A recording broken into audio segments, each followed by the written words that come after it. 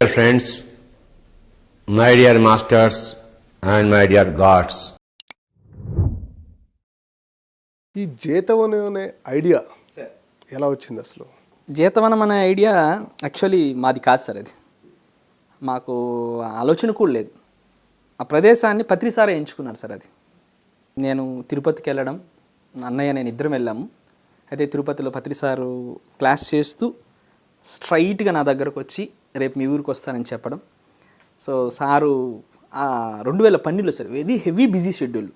అక్కడ ఉన్న వాళ్ళందరికీ కూడా ఆశ్చర్యంగా ఉంది ఈ సమయంలో ఎలా టైం ఇచ్చారు. ఎందుకంటే 2012 అంటే పీక్. ఆ సమయంలో సారు వచ్చి మా ఇంటిపైన ఉన్న పిరమిడ్ని ఓపెన్ చేశారు. అంటే మా ఇంటిపైన పిరమిడ్ ఉన్నది కూడా తెలియదు సార్కి. మేము అంతకుముందే ఓన్లీ కర్ణాటకలో మాత్రమే పరిచయం. మా ఊరు కలికిరని తెలుసు, కానీ అది ఒక్కసారి చెప్పామంతే సార్కి. మా ఇంటిపైన పిరమిడ్ ఓపెన్ చేసిన తర్వాత మా పొలం దగ్గరకు వచ్చి ఆ ప్రదేశాన్ని అంతా చూసి ఇది గొప్ప శక్తి క్షేత్రం అవుతుందని చెప్పారు. సో సార్ ఏదైతే చెప్పారో సార్ అది అక్షర సత్యంగా ఈరోజు రూపుదిద్దుకున్నాను సార్.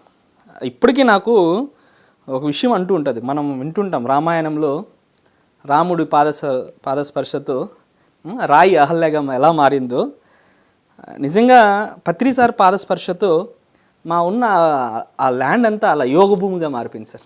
బ్యూటిఫుల్ అండి, చాలా అద్భుతం సార్. అది అంతకుముందు పంటలు పండించుకునే వాళ్ళం చక్కగా, అలా అంతవరకే ఉన్నది. కానీ ఈరోజు ఎంతమంది ధ్యానులు, యోగులు, సందర్శకులు వచ్చి ధ్యానం చేసుకోవడం, అక్కడ భోంచేయడం, అంత గొప్ప ప్రకృతి క్రియేట్ కావడం, నిజంగా ఇది పత్రిసార్ యొక్క ఆశీస్సులు అనొచ్చు, సార్ ప్రణాళిక అనొచ్చు, సార్ శక్తి అనొచ్చు. అది దేనికైనా మన అంచనాలకు అందంది అది.